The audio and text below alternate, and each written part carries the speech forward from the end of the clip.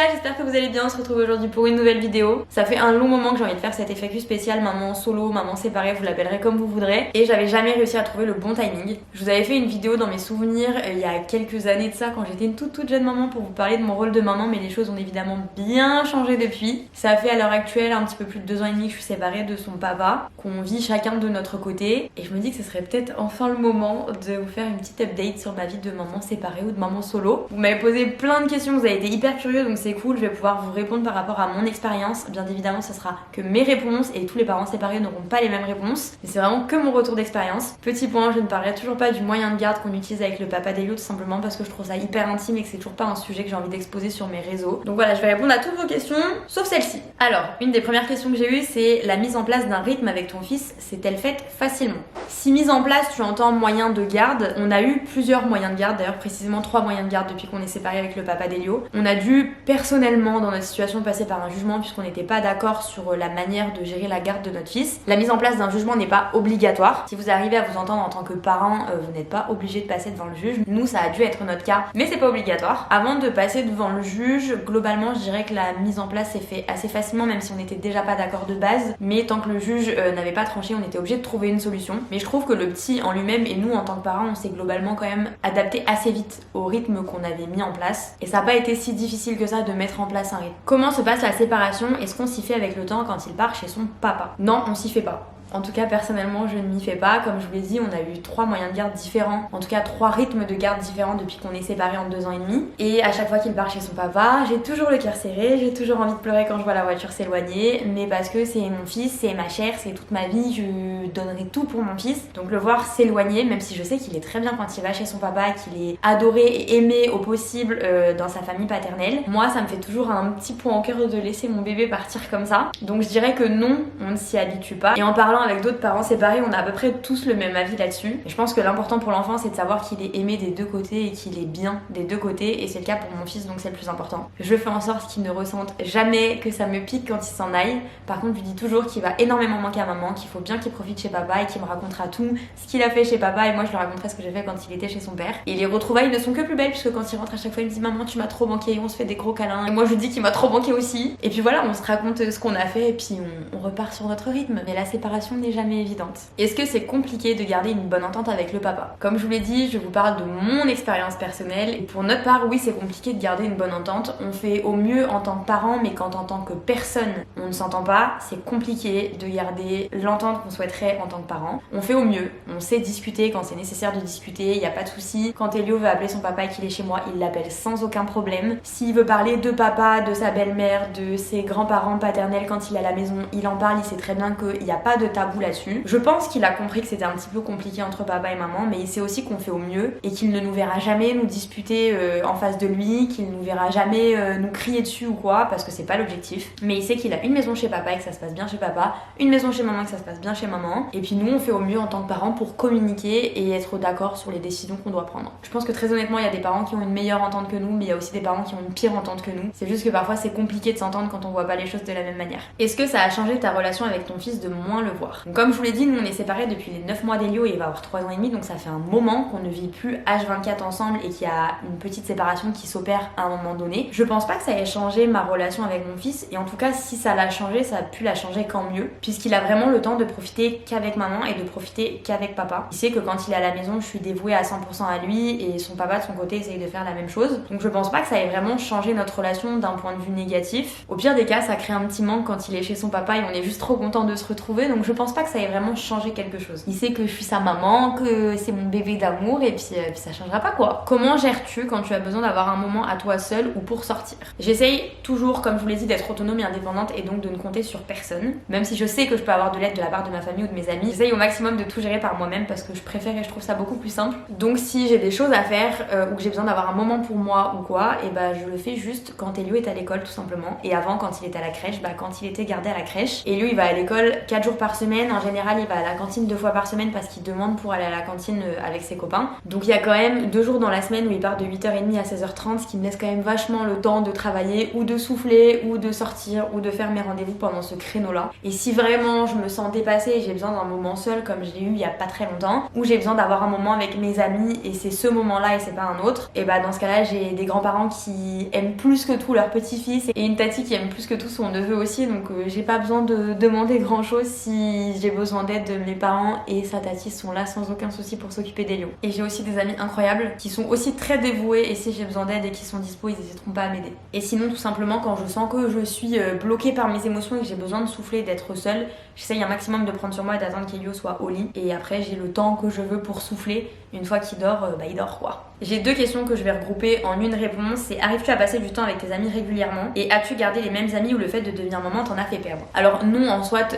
j'ai un cercle d'amis très très proche donc je n'ai pas perdu d'amis à proprement parler quand j'étais enceinte ou quand j'ai eu mon fils. Par contre j'ai gagné des amis. En tout cas les amis que j'ai à l'heure actuelle et qui font partie de ma vie, c'est des amis qui sont extrêmement proches, ils font partie de mes meilleurs amis tout simplement. Mon fils les appelle tonton et tata ou parrain, donc autant vous dire qu'ils sont extrêmement proches et je n'aurais pas la même réponse que beaucoup de parents séparés, mais moi je n'ai absolument pas perdu d'amis, même en étant une jeune maman puisque j'ai eu mon fils à 20 ans. J'ai des amis qui sont incroyables, qui sont dévoués autant à moi en tant que personne, autant qu'à mon rôle de maman, autant qu'à mon fils. S'ils sont dispo, ils n'hésiteront pas à venir m'aider si j'en ai besoin, à venir passer du temps avec mon fils, ils adorent passer du temps avec mon fils et à jouer avec lui. Et si on a des activités de prévues, ils essaieront toujours de proposer des choses qui sont adaptées à Elio s'ils savent qu'Elio est avec moi. Et sinon si on a des choses sur lesquelles Elio ne peut pas participer, ils me proposent toujours même s'ils savent que je peux pas venir parce qu'ils savent que mentalement j'aime bien qu'on me propose quand même si je dis non. Et sinon s'il y a d'autres choses comme typiquement des sorties en boîte ou des soirées le soir où Elio ne peut pas venir, et bah je les fais tout simplement quand Elio est chez son papa. Donc oui, j'ai le temps de voir mes amis régulièrement. Après effectivement il y a des fois où on arrive à ne pas se voir pendant plusieurs semaines parce qu'on a quand même tous des emplois du temps différents, mais quand c'est le cas on essaye toujours de faire un repas bien souvent à la maison, comme ça Elio peut être présent et on fait au mieux. Mais oui, je vois mes amis très régulièrement et j'ai énormément de chance de les avoir. Financièrement, est-ce que ça a changé quelque chose pour toi de passer de 2 salaires dans un foyer à un seul salaire? Je pense que là encore une fois je ne vais pas avoir la même réponse que beaucoup de parents séparés, mais tout simplement oui, ça a changé quelque chose, mais pour moi ça l'a changé dans le positif parce que à l'heure actuelle seule je gagne plus que le papa d'Elio et moi réunis à l'époque. Donc oui, ça a changé quelque chose, mais pour moi c'est dans le positif, donc pour moi il n'y a pas vraiment de souci de ce côté là. As-tu eu peur de la relation belle-mère beau-fils avec ton fils? Alors sur cette question j'ai 2 réponses. Au tout début oui, on va dire que j'ai eu peur, mais surtout dans le sens où j'avais peur qu'une autre femme prenne ma place quand il était chez son papa. J'avais peur que son papa le confie trop à cette nouvelle copine, j'avais peur que Elio passe trop de temps avec cette femme là et moins avec son père. J'avais peur en fait tout simplement qu'il y ait une nouvelle femme dans la vie de mon fils. J'avais pas envie qu'elle fasse les gestes du quotidien parce qu'en fait Elio quand il l'a rencontré il était quand même assez petit, il avait même pas 1 an et demi, il parlait à peine. Donc ouais, j'avais peur qu'elle fasse les gestes du quotidien, j'avais peur qu'elle passe trop de temps avec lui, j'avais peur que son père se repose trop sur elle et lui confie trop et qu'elle le garde trop. J'avais peur de beaucoup de choses, mais j'avais peur parce que mon fils était très petit, on était quand même fraîchement séparés, j'avais peur de ça. Maintenant à l'heure actuelle ça fait 2 ans qu'ils sont ensemble, ils ont créé leur vie de couple, leur vie de famille puisqu'ils ont un enfant à eux deux. Les choses sont différentes à l'heure actuelle puisque ça fait 2 ans qu'elle fait partie de la vie de mon fils, ils habitent ensemble, elle est dans le quotidien de mon fils quand il est chez son papa. Donc je n'ai pas peur de cette relation puisqu'avec le temps j'ai appris à la connaître, j'ai appris à bien m'entendre avec elle et à me rendre compte qu'elle n'était pas là pour prendre le rôle de maman quand moi je ne suis pas là, mais qu'elle était juste là pour rajouter de l'amour et c'est tout quoi. Donc j'en ai eu peur je pense au début parce que c'était compliqué pour moi d'avoir une femme dans la vie de mon fils autre que moi, et en même temps maintenant je pense qu'Elio serait très triste si elle était plus dans sa vie, donc voilà, maintenant à l'heure actuelle je n'ai plus peur et je lui fais entièrement confiance et je sais très bien que quand mon fils est sous sa responsabilité tout se passe très bien et que Elio est très heureux, donc à l'heure actuelle tout va bien. Niveau amour, n'est-ce pas trop difficile de refaire sa vie? J'aurais tendance à vous dire pareil, oui et non. Oui dans le sens où je pense que c'est plus compliqué parce que quand tu te remets avec quelqu'un en ayant un enfant, il doit te prendre toi, mais prendre le package avec l'enfant à côté. Donc c'est pas forcément évident parce qu'en général c'est plus simple de tomber amoureux d'une personne et après de faire des enfants et pas de prendre la personne plus l'enfant qui a été fait avant. Je n'ai jamais été dans cette position de me mettre avec quelqu'un qui avait un enfant, mais j'imagine bien que c'est pas quelque chose d'évident quand tu es le conjoint. Mais pour moi c'est pas impossible. Plus difficile, oui forcément parce qu'il y a des responsabilités qui sont dedans, parce qu'il y a toute une famille que tu dois prendre en compte,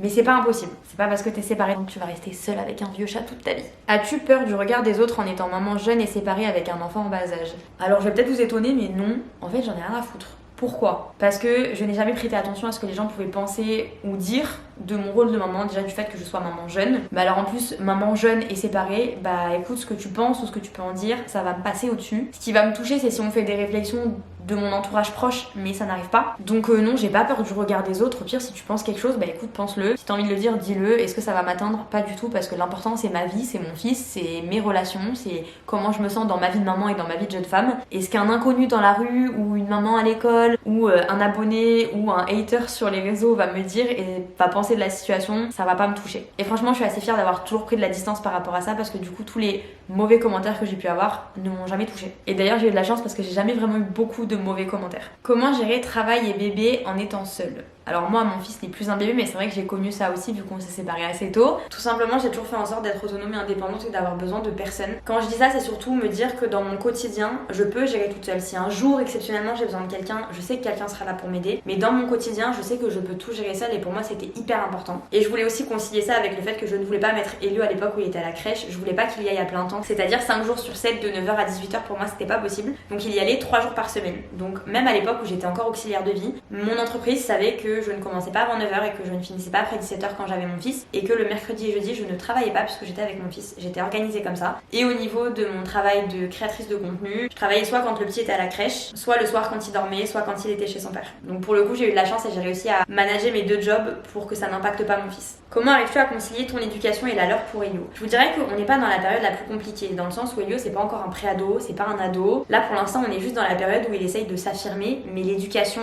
elle est quand même basique à son âge. C'est le respect, c'est la politesse, c'est lui faire comprendre le consentement, c'est ce genre de choses-là. Mais on n'est pas dans le dur encore. Enfin, je pense que le dur, il va arriver bien plus tard. Donc pour le moment, je trouve que c'est pas si compliqué que ça de s'accorder. Globalement, on n'a pas des éducations opposées qu'on veut donner. Il y a certaines valeurs sur lesquelles on n'est pas d'accord, certaines visions de l'éducation sur lesquelles on n'est pas d'accord, mais on n'est pas non plus sur du blanc et du noir. Donc je pense qu'à l'heure actuelle, on s'en sort quand même plutôt bien. Ça risque de se corser dans les années à venir quand il s'affirmera un petit peu plus. Mais pour l'instant, ça va. Puis même au niveau de la maison et des règles quotidiennes de la maison, Elio il a quand même des règles assez similaires chez son papa et chez sa maman. Donc on va dire qu'on s'en sort plutôt pas mal. Je vous dirais peut-être pas la même chose dans 10 ans. Être maman jeune et séparée n'est pas trop difficile avec un enfant en bas âge. Pour moi, c'est pas question d'être jeune. Être maman séparée, de base, ça devrait être la question. Parce que je suis pas sûre que ce soit plus simple ou plus compliqué que t'aies 20 ans ou que t'en aies 30. Le fait est que quand t'es parents séparés de manière générale, tu te retrouves à vivre seul avec un enfant. Et c'est ça qui est compliqué. Après, est-ce que c'est difficile? Je sais pas. J'imagine que oui, mais moi ça fait partie de mon quotidien. J'ai aucun souvenir d'avoir partagé l'éducation avec quelqu'un depuis que je suis séparée de son papa. Vous savez que j'ai vécu un petit moment avec mon ex, mais je le mettais vraiment à part dans tout ce qui concernait Elio parce que je voulais vraiment rester dans l'indépendance et l'autonomie. J'ai été très extrême à ce niveau-là, je vous l'accorde, mais je gérais tout à la maison en fait. En fait, je gérais le quotidien d'Elio, je me débrouillais pour aller le chercher seule à la crèche, le déposer seule à la crèche. J'ai très rarement demandé de l'aide. Mon ex était surtout là pour m'aider s'il voyait que c'était le moment où j'étais à bout de nerfs et que là il prenait le relais. Mais sinon je me débrouillais à 90% seule. Donc en fait j'ai toujours eu l'habitude d'être seule dans mes souvenirs. Donc j'imagine que oui c'est dur, mais vu que c'est mon quotidien, j'ai pas l'impression que c'est dur, ça fait juste partie de moi en fait. Comment le vis-tu mentalement et comment te sens-tu dans cette situation? On va partir du principe qu'on parle d'être maman séparée ou maman solo comme vous voulez. Et ben en fait je le vis beaucoup mieux qu'être en couple avec le papa. Pourquoi? Je pourrais pas vous expliquer, mais je trouve ça tellement plus simple de gérer un enfant en étant seule qu'en étant à 2. Encore une fois, c'est peut-être parce que le fait que ce soit mon quotidien, je m'imagine plus partager ça avec quelqu'un. C'est fortement probable, mais je trouve ça beaucoup plus simple d'être maman séparée et maman solo plutôt qu'être à 2 dans le foyer. Je sais que je compte que sur moi, autant pour la charge mentale des tâches ménagères quotidiennes que pour l'éducation. Je sais que je compte que sur moi. Son papa va intervenir dans des petites choses si Elio veut l'appeler dans le quotidien, dire j'ai envie d'avoir papa au téléphone ou ce genre de choses, mais sinon c'est moi qui gère tout toute seule et je trouve ça mais 1000 fois plus simple. Peut-être parce qu'il n'y a pas la déception de dire ah mais je t'avais demandé de faire ça, mais je t'avais demandé de faire ça, mais pourquoi tu n'as pas fait ça, mais pourquoi tu l'as pas amené là. Là je sais que je fais tout toute seule, donc je sais que j'ai pas à être déçue de quelqu'un en fait. Je sais pas, je pourrais pas vous expliquer. Je pense que vraiment ça joue le fait d'être seule dans mon quotidien et d'avoir cette habitude là de tout gérer toute seule. Mais personnellement je trouve ça beaucoup plus simple de gérer toute seule que de gérer avec quelqu'un. Bref voilà, je pense que la vidéo est déjà assez longue puisque j'ai déjà 25 minutes de rush. Bref voilà, j'espère que j'aurai répondu à vos questions. Je sais que vous en aviez d'autres, donc si vous en avez encore d'autres, n'hésitez pas à me les mettre dans les commentaires ou à m'envoyer un DM. On en discute régulièrement en DM sur Insta. N'hésitez pas si vous avez besoin d'en discuter. J'ai pas la science infuse, j'ai pas la vérité absolue, mais je pourrais vous faire mon retour d'expérience si vous en avez besoin. Sur ce, moi je vous fais plein de bisous et je vous dis à très bientôt dans une prochaine vidéo. Bye!